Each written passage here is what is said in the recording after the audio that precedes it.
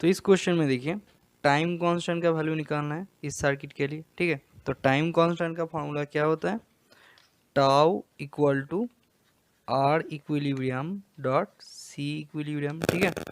तो ये जो फॉर्मूला होता है ये सिर्फ फर्स्ट ऑर्डर सर्किट के लिए ही वैलिड होता है, मतलब जहाँ पे सिर्फ एक स्टोरिंग एलिमेंट है, ठीक है, और उस सर्किट में कोई भी डिपेंडेंट वोल्टेज सोर्स या करंट सोर्स ना रहे, ठीक है। मतलब उस सर्किट में सिर्फ independent voltage source and independent current source ही रहे, ठीक है, तब ये फॉर्मूला जाके वैलिड होता है, ठीक है।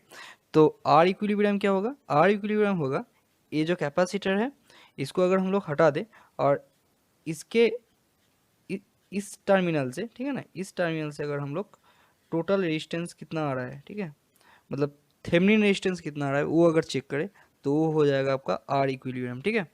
तो उस हिसाब से अगर हम लोग आर इक्विलिब्रियम का वैल्यू निकालते हैं, यहाँ पे कैपेसिटर को हम लोगों ने हटा दिया है, ठीक है, और यहाँ पे 12 ओम, ठीक है, ओके।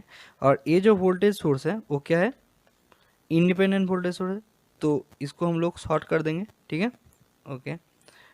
तो यहाँ पे हम लोग अगर आर इक्विलिब्रियम का वैल्यू निकाले तो आर इक्विलिब्रियम इक्वल टू क्या आएगा, आर इक्विलिब्रियम इक्वल टू, देखिए ये जो रेजिस्टेंस है और ये रेजिस्टेंस है, ठीक है, ये दोनों पैरेलल में है, ठीक है। तो 120 इंटू 80 डिवाइडेड बाई 200, ठीक है। और ये पैरेलल कॉम्बिनेशन देखिए ये 12 ओम रेजिस्टेंस के साथ क्या है, सीरीज में है, ठीक है। तो यहाँ पे अगर हम लोग कैलकुलेट करें, यहाँ पे 48 आएगा और यहाँ पे 12 आएगा, इक्वल टू क्या आ जाएगा, 60 ओम, ठीक है, ओके। और सी इक्विलिब्रियम क्या है हम लोगों का, सी इक्विलिब्रियम देखिए यहाँ पे सी इक्विलिब्रियम सिर्फ एक कैपेसिटेंस है, तो इस हिसाब से सी इक्विलिब्रियम का वैल्यू क्या होगा, 200 माइक्रोफैराड, क्योंकि एक ही कैपेसिटर है, ठीक है।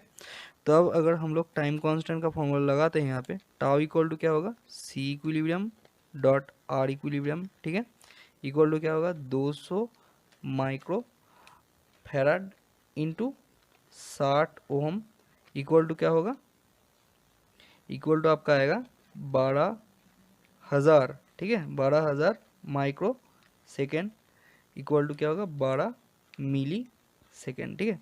तो 12 मिली सेकेंड होगा इस सर्किट का टाइम कांस्टेंट, ठीक है।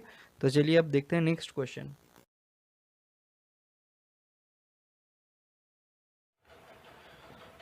तो इस क्वेश्चन में देखिए वी आउट का वैल्यू निकालना है, ठीक है। तो यहाँ पे जो ऑप एम्प दिया गया है वो एक आइडियल ऑप एम्प है और इस ऑप एम्प में नेगेटिव फीडबैक है, क्योंकि इसका आउटपुट टर्मिनल इसके नेगेटिव इनपुट टर्मिनल के साथ कनेक्टेड है through this transistor and this resistance, right. तो इस ऑप एम्प में वर्चुअल शॉर्ट का कॉन्सेप्ट लगेगा, ठीक है। तो वर्चुअल शॉर्ट का कॉन्सेप्ट क्या है कि ऑप एम्प का पॉजिटिव टर्मिनल का वोल्टेज इक्वल होता है ऑप एम्प के नेगेटिव टर्मिनल के वोल्टेज के साथ। तो यहाँ पे ऑप एम्प का पॉजिटिव टर्मिनल देखिए 6 वोल्ट के साथ कनेक्टेड है, ठीक है। तो इस हिसाब से नेगेटिव टर्मिनल का वोल्टेज क्या रहेगा, 6 वोल्ट ही रहेगा, ठीक है। तो उस हिसाब से अगर 2 किलो ओम के थ्रू करंट हम लोग निकाले तो क्या होगा, 6 minus 0 divide by 2 equal to 3 milliampere, right, okay. अब देखो ये जो ऑप एम्प है वो क्या है, एक आइडियल ऑप एम्प है। तो आइडियल ऑप एम्प का और एक प्रॉपर्टी रहता है कि इसका इनपुट इम्पीडेंस जो होता है वो इन्फिनिटी रहता है। तो उस हिसाब से इस टर्मिनल के थ्रू करंट कितना आ जाएगा, 0 एम्पेयर, इस टर्मिनल के थ्रू करंट कितना जाएगा, 0 एम्पेयर, ठीक है। तो अगर यहाँ पे हम लोग अगर नोड लगाए, ठीक है, नोड मतलब KCL लगाए तो फिर क्या होगा, वी आउट, ठीक है, minus 6 volt divided by 8 kilo ohm, इस टर्मिनल के थ्रू करंट जो कि इस नोड में इनकमिंग है, ठीक है, इक्वल टू क्या होगा, आउटगोइंग करंट क्या होगा, 0 एम्पेयर का outgoing current, okay, plus outgoing current 6 minus of 0.2 मतलब 3 मिली एम्पेयर का आउटगोइंग करंट, ठीक है। तो अगर यहाँ से अब हम लोगों को वी आउट का वैल्यू मिल जाएगा, वी आउट इक्वल टू क्या आएगा, 24 plus of 6 equal to 30 volt, right. तो वी आउट का वैल्यू हम लोगों को क्या मिल गया, 30 वोल्ट। तो चलिए अब देखते हैं नेक्स्ट क्वेश्चन।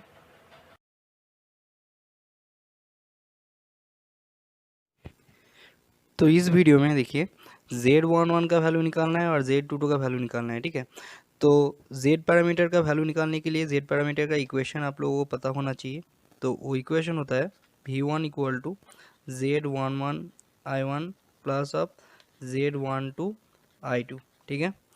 और V2 इक्वल टू क्या होता है Z21 I1 plus Z22 I2, ठीक है।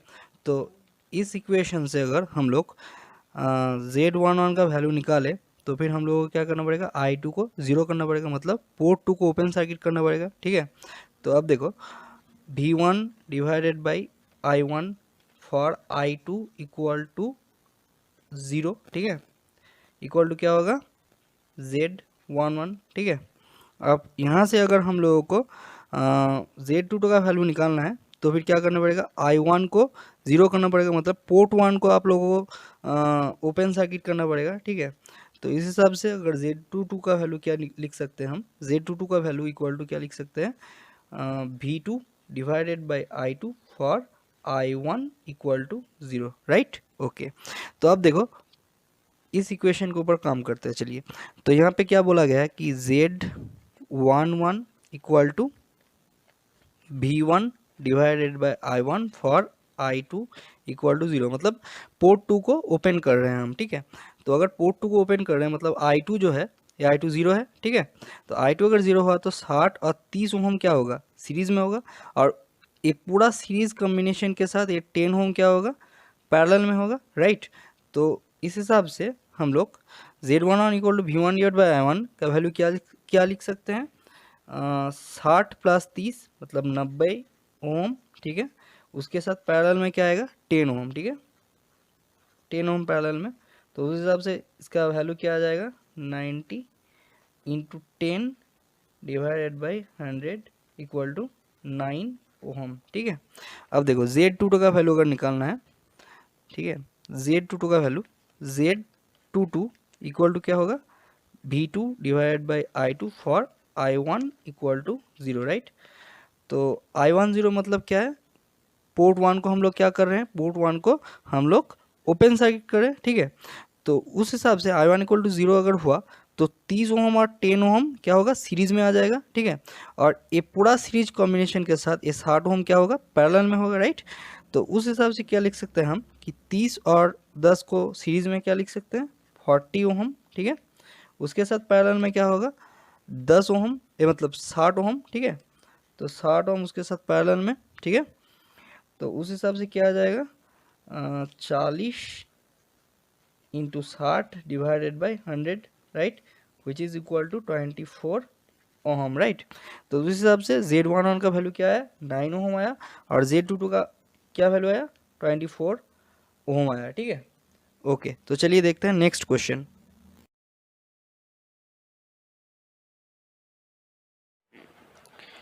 तो देखिए इस क्वेश्चन में जेनरेटर के थ्रू कितना करंट जा रहा है वो निकालना है, ठीक है। तो हम लोग इस क्वेश्चन में ये मान लेंगे कि ये जेनरेटर ब्रेकडाउन में है, ठीक है। और इस जेनरेटर का कोई नी करंट हम लोगों को क्वेश्चन में नहीं दिया गया है, तो फिर नी करंट हम लोग क्या मान लेंगे जेनरेटर का 0 एम्पेयर मान लेंगे, ठीक है। और इस जेनरेटर के थ्रू करंट निकालने के लिए हम लोगों को पहले इस लूप में KVL लगाना होगा, ठीक है। तो चलिए पहले लगाते हैं KVL इन दिस लूप, ठीक है। तो देखो माइनस टू प्लस अगर जाए, ठीक है, तो फिर क्या आएगा -10 वोल्ट, क्योंकि यहाँ का जेनरेटर का ब्रेकडाउन वोल्टेज कितना है 10 वोल्ट, ठीक है, ओके। और हम लोग ये मान लिए हैं कि जेनरेटर ब्रेकडाउन में है, इसीलिए हम लोग -2 प्लस 10 वोल्ट लिख दिए, ठीक है। उसके बाद देखो प्लस टू माइनस, तो ये क्या है बेस टर्मिनल, ये क्या है एमीटर टर्मिनल, तो बेस टू एमीटर वोल्टेज क्या दिया गया है 0.7 वोल्ट दिया गया है। तो प्लस टू माइनस के लिखेंगे 0.7 वोल्ट लिखेंगे, ठीक है। और उसके बाद देखो प्लस टू माइनस, ठीक है। और ये टर्मिनल क्या है, ये टर्मिनल एमीटर टर्मिनल है, और एमीटर के थ्रू कितना करंट जाता है आई करंट जाता है। तो फिर plus two minus I E into 10 ohm equal to 0, loop complete तो 0 लिख दिया, ठीक है। तो उस हिसाब से आई ई का वैल्यू क्या होगा, I E equal to 9.3 divided by 10 equal to 0.93 ampere, right, okay. अब देखो आई ई से हम लोग आई बी निकाल सकते हैं, तो आई बी इक्वल टू क्या होगा, I B equal to I E divided by 1 plus of beta, right. तो बीटा का वैल्यू कितना दिया गया है 100 दिया गया है, तो फिर आई का वैल्यू क्या निकाले 0.93 divided by beta, beta equal to 100 plus of 1, ठीक है। अब देखो यहाँ पे अप्रॉक्सीमेशन लगाएंगे, ठीक है। 0.93 डिवाइड बाई 100 प्लस ऑफ 1 मतलब 101। अगर 100 से हम लोग भाग कर देते हैं 0.93 को तो क्या आएगा 0.0093, ठीक है, इतना आएगा। 101 से अगर भाग करेंगे तो ये 93 की जगह शायद 92 आ जाए, अप्रॉक्सीमेट ले रहे हैं हम, ठीक है, क्योंकि यहाँ पे 101 बड़ा है। तो उस हिसाब से ये क्या आएगा एम्पियर में आएगा। तो इसको अगर हम लोग मिली एम्पियर में कन्वर्ट करते हैं तो क्या आएगा 9.2 मिली एम्पियर, ठीक है। ओके, तो आई बी का वैल्यू हम लोगों को क्या निकाल गया 9.2 मिली एम्पियर, ठीक है। तो इस हिसाब से आई बी करंट क्या आया यहाँ पे 9.2 मिली एम्पियर, ठीक है।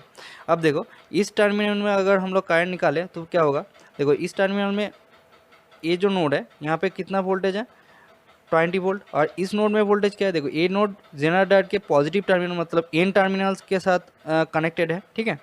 तो और नेगेटिव टर्मिनल देखो जेनर डायोड का ग्राउंड के साथ कनेक्टेड है, तो फिर यहाँ का वोल्टेज क्या आएगा 10 वोल्ट आएगा, क्योंकि जेनर डायोड हमारा इसमें है ब्रेकडाउन में है, ठीक है।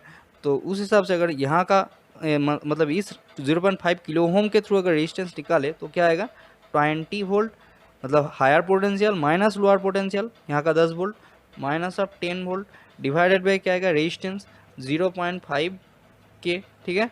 ओके, तो 10 डिवाइडेड बाई 0.5, ओके।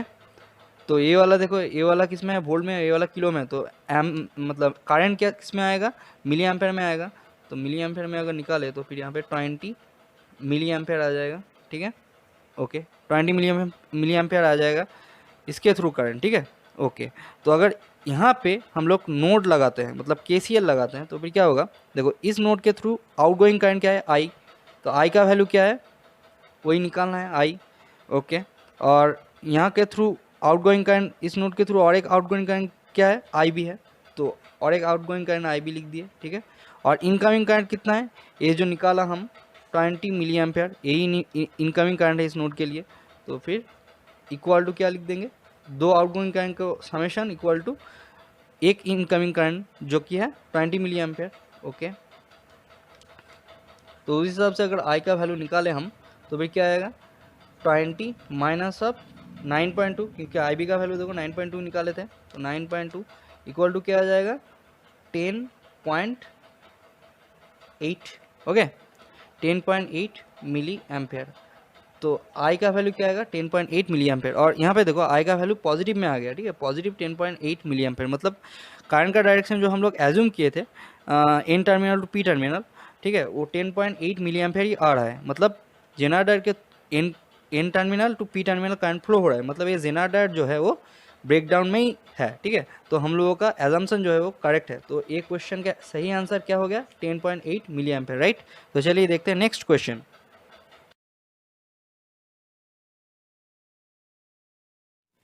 तो अब देखो इस सर्किट में आई का वैल्यू निकालना है, मतलब 2 ओम रेजिस्टेंस के थ्रू कितना करंट जा रहा है वो कैलकुलेट करना पड़ेगा, ठीक है।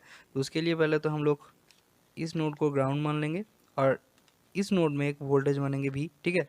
और हम ये एज्यूम करेंगे कि इस भी वोल्टेज का वैल्यू जो है वो 28 वोल्ट से कम है और 7 वोल्ट से भी कम है, ठीक है, परंतु ग्राउंड से ज़्यादा है, ठीक है। ओके, अब देखो अगर हम लोग इस नोड में केसीएल लगाते हैं तो फिर क्या होता है, एज भी वोल्ट जो है वो 28 वोल्ट से कम है, ठीक है। तो उसके लिए करंट क्या होगा इनकमिंग होगा इस नोड में, ठीक है, current higher potential to lower potential flow करेगा, ठीक है। तो 28 माइनस भी डिवाइडेड बाई 4, ठीक है, ये करंट इनकमिंग है भी इस नोड में, ठीक है। अब देखो इस भी वोल्ट का वैल्यू 7 वोल्ट से भी कम है, ठीक है। तो इस हिसाब से इस नोड में फिर से एक इनकमिंग करंट आएगा, ठीक है, जिसका वैल्यू होगा 7 माइनस भी डिवाइडेड बाई 1 ओम, क्योंकि करंट जो है higher potential to lower potential flow करेगा, ठीक है। अब देखो इस नोड का जो वोल्टेज है वो 0 वोल्ट से ज़्यादा है, तो अब इस नोड से करंट आउटगोइंग होगा, ठीक है। तो आउटगोइंग करंट क्या होगा भी minus of 0 higher potential minus lower potential, ठीक है, डिवाइडेड बाई रेजिस्टेंस 2, ओके। तो अगर अब हम ये इक्वेशन सॉल्व करते हैं तो क्या होगा 7 minus V by 4 plus 7 minus V equal to v/2 right. Okay, तो यहाँ पे 14 लिख दिया और यहाँ पे आपका v/2 plus v/4 plus v, ठीक है।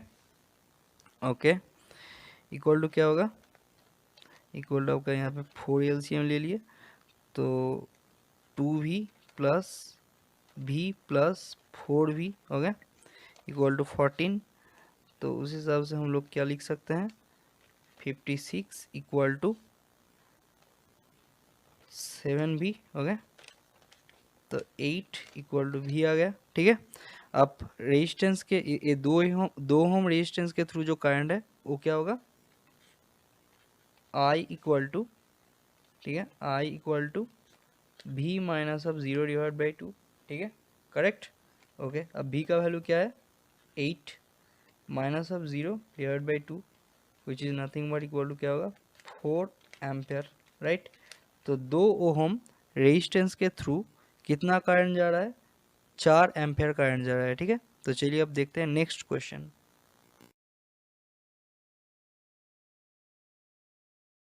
तो देखो इस सर्किट में हम लोगों को क्या निकालना है, वी आउट का वैल्यू निकालना है, ठीक है। और यहाँ पे वी इन हम लोगों को क्या दिया गया है, साइन 100 पाई टी, ठीक है। तो अब देखो ये वाला सर्किट क्या है, ये वाला सर्किट एक इंटीग्रेटिंग सर्किट है, ठीक है, by using the inverting op amp, right. और ये वाला सर्किट क्या है, ये वाला सर्किट एक डिफरेंशिएटर सर्किट है by using the inverting op amp, right. अब देखो हम लोगों को इन दोनों सर्किट का फॉर्मूला, ठीक है ना, याद रखना होगा, ठीक है। मतलब डिफरेंशिएटर सर्किट का आउटपुट क्या आता है उसका फॉर्मूला, और इंटीग्रेटेड सर्किट का आउटपुट क्या आता है उसका फॉर्मूला हम लोगों को याद रखना है, ठीक है। तो इंटीग्रेटेड सर्किट का फॉर्मूला क्या आता है, V out dash equal to, ठीक है, minus of 1 divided by R C, ठीक है, integration over V in of T D T, ठीक है। ये वाला होता है इंटीग्रेटेड सर्किट का फॉर्मूला, ठीक है।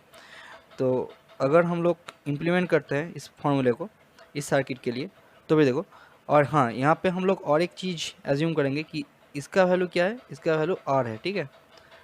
तो इसका वैल्यू भी आर आ गया, ठीक है, और इसको हम लोग सी मान लेंगे, ठीक है, जाते हम लोगों का कैलकुलेशन आसान हो, ठीक है।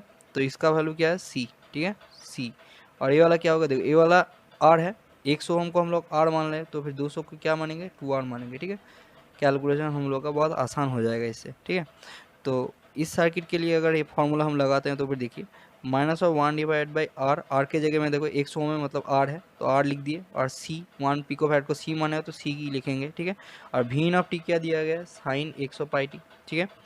तो साइन 100 पाई टी का अगर हम लोग इंटीग्रेशन करें तो क्या आएगा, कॉस विथ माइनस साइन, ठीक है, cos with minus sine 100 pi T, ठीक है, divided by 100 pi, right. Okay, तो अगर हम लोग इसको अच्छे से लिखें तो फिर क्या होगा, 1 divide by R C into 100 pi, ठीक है, ये वाला आया, इंटू माइनस माइनस जाके प्लस हो गया तो कॉस 100 पाई टी, राइट। तो इसका मतलब ये किसका इक्वेशन है, मतलब ये किसका एक्सप्रेशन है, वी आउट डैश का। तो वी आउट डैश लिख दिए यहाँ पे, ठीक है। अब देखो ये वी आउट डैश जो है वो डिफरेंशिएटर सर्किट का इनपुट है, ठीक है। तो डिफरेंशिएटर सर्किट का इनपुट वी आउट डैश है और आउटपुट क्या है, वी आउट है। तो डिफरेंशिएटर सर्किट का भी हम लोगों को फॉर्मूला याद होना चाहिए for inverting op amp, right.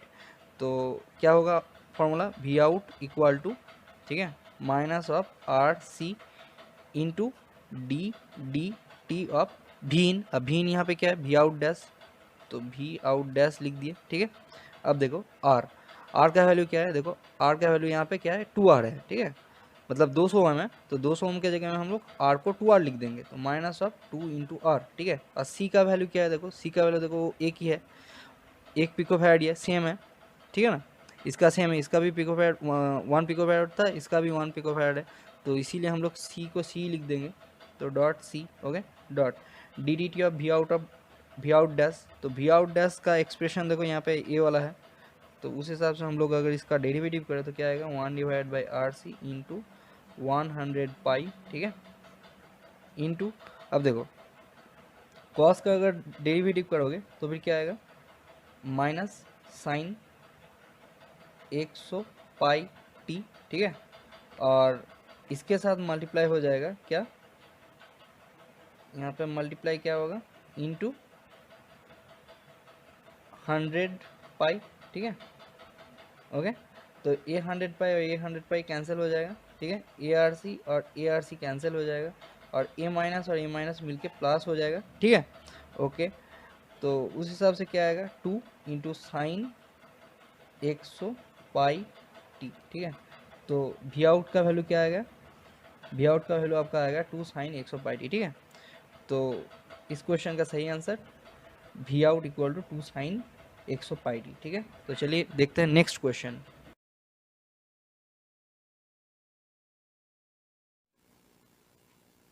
तो इस क्वेश्चन में हम लोगों को नॉर्टन रेजिस्टेंस निकालना है, ठीक है ना, at the terminal A B, ठीक है। तो इस सर्किट के लिए नॉर्टन रेजिस्टेंस निकालना है फ्रॉम दिस टर्मिनल, ठीक है। तो नॉर्टन रेजिस्टेंस निकालने के लिए हम लोगों को क्या करना पड़ेगा कि जितना इंडिपेंडेंट वोल्टेज सोर्स है उन लोगों को शॉर्ट करना पड़ेगा, मतलब ये 10 वोल्ट को शॉर्ट करना पड़ेगा, शॉर्ट सर्किट करना पड़ेगा, एंड जितना इंडिपेंडेंट करंट सोर्स है, ठीक है, उन लोगों को ओपन सर्किट करना पड़ेगा, मतलब ये 5 एम्पेयर का जो करंट सोर्स है उसको ओपन करना पड़ेगा, ठीक है। तो चलिए लिखते हैं सर्किट को फिर से। तो यहाँ पे 9 ओम दे दिया, ठीक है, और यहाँ पे 18 ओम है, ठीक है, ओके। और यहाँ पे देखिए 4 ओम है, तो यहाँ पे 4 ओम भी लिख दिए, ठीक है। और ये वाला वोल्टेज सोर्स क्या होगा, शॉर्ट सर्किट होगा, तो शॉर्ट सर्किट से रिप्लेस कर दिया।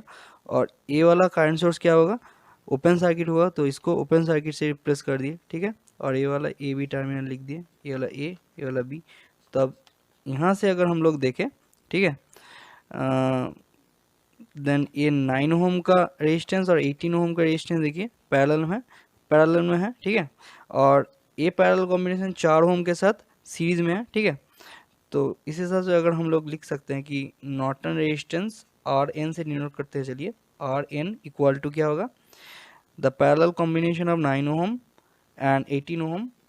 तो 9 पैरेलल 18, ठीक है, उसके साथ सीरीज में क्या होगा 4 ओम, तो 4 ओम उसके साथ सीरीज में, ठीक है, इक्वल टू क्या होगा 9 और 18 का अगर पैरेलल निकाले तो 9 into 18 divided by 9 plus of 18, ठीक है, plus of 4 ohm equal to क्या होगा 9 into 18 divided by 27 plus of 4, ठीक है। तो इस हिसाब से अगर हम लोग करें तो ये 6 आएगा, प्लस ऑफ 4 इक्वल टू क्या होगा 10 ओम, ठीक है।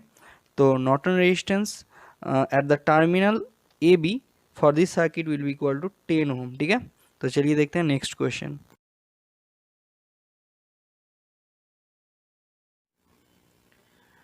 तो इस क्वेश्चन में देखिए डायोड के अक्रॉस का वोल्टेज वी हम लोगों को निकालना है, ठीक है, और डायोड के थ्रू करंट आई निकालना है, ठीक है। तो इसको निकालने के लिए हम लोग डायोड को ऑफ मान के चलेंगे, ठीक है, ओके। मतलब V D is less than 0 volt मान के चलेंगे, जिससे हम लोगों का कैलकुलेशन थोड़ा सा आसान हो जाएगा, ठीक है। तो देखो ये जो डायोड है इसको ऑफ मान लिए, मतलब इसके थ्रू कोई करंट नहीं जाएगा, तो इसको ओपन सर्किट के रूप में यहाँ पे लिख दिया है, ठीक है। मतलब ये सर्किट हम लोग डायोड को ऑफ मान के बनाए हैं, ठीक है। तो अब देखो यहाँ पे ये 10 किलो ओम रेजिस्टेंस लगा हुआ है, यहाँ पे भी 10 किलो ओम रेजिस्टेंस लगा हुआ है, ठीक है। तो 8 वोल्ट सोर्स के साथ सीरीज में 10 किलो ओम रेजिस्टेंस और 10 किलो ओम रेजिस्टेंस लगा हुआ है। तो इस हिसाब से इसके अक्रॉस का वोल्टेज कितना आ जाएगा, 8 divide by 2 equal to 4 volt, ठीक है। क्योंकि 4 वोल्ट क्यों लिख रहे हैं, क्योंकि ये जो दो रेजिस्टेंस का वैल्यू सेम है, तो 8 divide by 2 equal to 4 volt हम डायरेक्टली यहाँ पे लिख सकते हैं, ठीक है, ओके। तो यहाँ पे भी देखो 10 किलो ओम और 10 किलो ओम सीरीज में लगा हुआ है 4 वोल्ट सोर्स के साथ, ठीक है। तो उस हिसाब से यहाँ का इस रेजिस्टेंस के अक्रॉस कितना वोल्टेज रहेगा, तो 4 volt divide by 2 volt equal to 2 volt, ठीक है। तो 2 वोल्ट वोल्टेज इस 10 किलो ओम रेजिस्टेंस के अक्रॉस रहेगा, ठीक है। तो अब अगर हम लोग यहाँ पे KVL लगाते हैं तो फिर क्या आएगा, देखो -2 plus 4 volt, okay, -2 plus VD plus 2 minus 2 volt, ठीक है, इक्वल टू क्या होगा 0। अब देखो VD का वैल्यू क्या आएगा -2 वोल्ट। अब देखो हम लोग वी डी का वैल्यू क्या मान के चले थे, 0 वोल्ट मान के चले हैं। तो इस हिसाब से देखो वी डी का आंसर हम लोगों को क्या है, -2 वोल्ट आया। मतलब हम लोगों का एजम्पशन जो है वो करेक्ट है, ठीक है। मतलब ये जो डायोड है वो सच में ऑफ है, ठीक है। तो इसके थ्रू करंट कितना जाएगा, I D equal to 0 ampere, ठीक है। और वोल्टेज अक्रॉस द डायोड हम लोग तो निकाल ही लिए हैं कि -2 वोल्ट होता है। तो इस क्वेश्चन का सही आंसर क्या आएगा, V D equal to -2 volt and I D equal to 0 ampere, ठीक है। तो चलिए अब मिलते हैं नेक्स्ट क्वेश्चन में।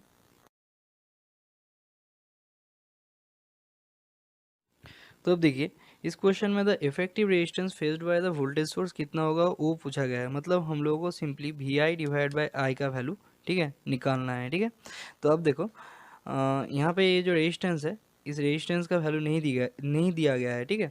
तो अगर इस रेजिस्टेंस का वैल्यू दिया होता तो फिर हम लोग सिंपली इस रेजिस्टेंस को और इस रेजिस्टेंस को हम लोग पैरेलल में ले लेते और इजीली हम लोग आंसर निकाल लेते। परंतु इस रेजिस्टेंस का वैल्यू नहीं दिया गया है, ठीक है। तो अब हम लोगों को क्या करना पड़ेगा, कोई अल्टरनेटिव वे सोचना पड़ेगा, ठीक है। तो अब देखो अगर हम लोग इस नोड में, ठीक है, केसीएल अप्लाई करते हैं तो फिर क्या होता है, देखिए इस नोड में इनकमिंग करंट कितना है, आई है, ठीक है। तो आई इक्वल टू आउटगोइंग करंट इस नोड से कितना जा रहा है, I/4। तो I/4 कर दिए, ठीक है। और इस नोड से पकड़ लीजिए इस ब्रांच में एक आउटगोइंग करंट बिग आई है, ठीक है। तो प्लस बिग आई, ठीक है, ओके। तो अब बिग आई का वैल्यू क्या होगा, बिग आई का वैल्यू आपका आएगा 3I/4, ठीक है, ओके। तो अब अगर हम लोग यहाँ से इस तरीके से अगर हम लोग KVL लगाते हैं तो फिर क्या होता है, देखिए -2 प्लस वी आई, ठीक है, -2 प्लस वी आई, ओके। उसके बाद देखो +2 -4 into big I, okay, equal to क्या होगा, 0, ठीक है। तो अगर -VI प्लस 4 इंटू आई, अब आई के जगह में देखो 3I/4 बैठा देंगे तो 3I/4 इक्वल टू क्या होगा, 0, ओके। तो उस हिसाब से अगर हम लोग लिखते हैं VI इक्वल टू 4 और 4 गेट कैंसिल तो 3I, ठीक है। तो VI divide by I equal to क्या आ गया, 3। मतलब इस क्वेश्चन का सही आंसर क्या होगा, 3 ओम, ठीक है। इस क्वेश्चन का सही आंसर 3 ओम होगा। तो अब चलिए मिलते हैं नेक्स्ट क्वेश्चन में।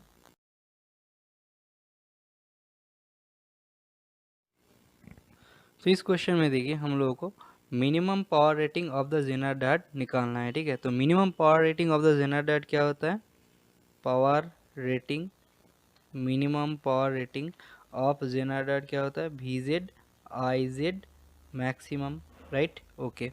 तो अब IZ मैक्सिमम हम लोग को निकालना है क्योंकि VZ का वैल्यू क्या दिया गया है, 5 वोल्ट दिया गया है ऑलरेडी, ठीक है। तो IZ मैक्सिमम का वैल्यू निकालने के लिए क्या करना पड़ेगा, इस ब्रांच में जो करंट है IS, ठीक है, वो निकालना पड़ेगा, ठीक है।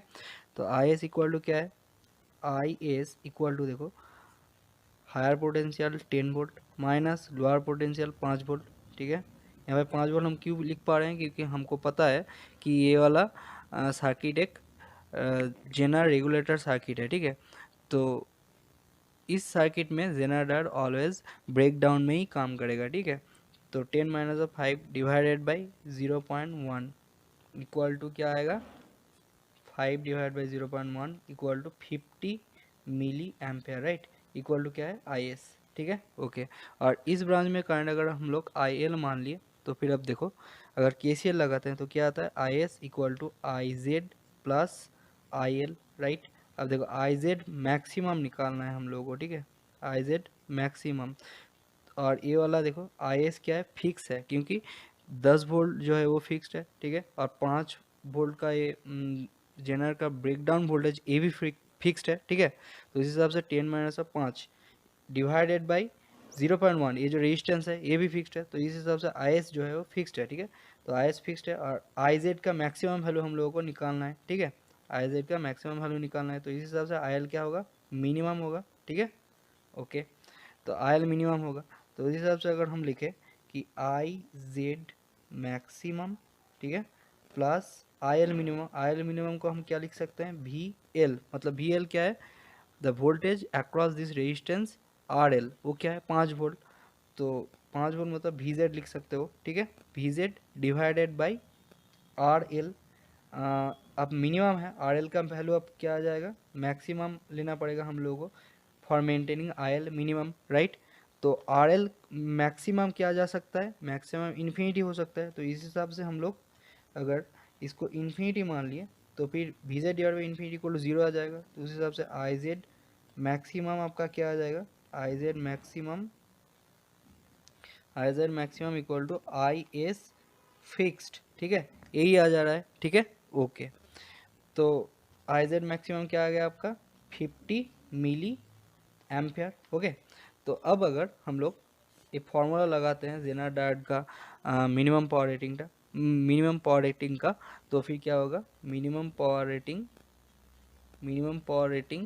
ठीक है, VZ IZ maximum equal to क्या आएगा, VZ का वैल्यू 5 वोल्ट, ठीक है, इंटू IZ मैक्सिमम का वैल्यू कितना निकाले हम, 50 मिली एम्पियर। तो 50 मिली एम्पियर इक्वल टू क्या आएगा, 250 मिली वाट, राइट। तो इस क्वेश्चन का सही आंसर क्या होगा, 250 मिली वाट। और यहाँ पे देखो IZ नी करंट दिया गया है, तो नी करंट क्या होता है, minimum current which can flow through this zener from N to P, right. परंतु इसका कोई काम नहीं है इस क्वेश्चन में, इस नी करंट का कोई यूज़ ही नहीं हुआ। तो इस क्वेश्चन का सही आंसर 250 मिली वाट है। तो चलिए आप मिलते हैं नेक्स्ट वीडियो में, जहाँ पे फिर से हम आप लोगों के लिए 10 न्यू क्वेश्चन लेकर आएंगे, ठीक है, 10 न्यू क्वेश्चन लेकर आएंगे किसी और सब्जेक्ट का, ठीक है, ओके। तो चलिए मिलते हैं नेक्स्ट क्वेश्चन में, मतलब नेक्स्ट वीडियो में।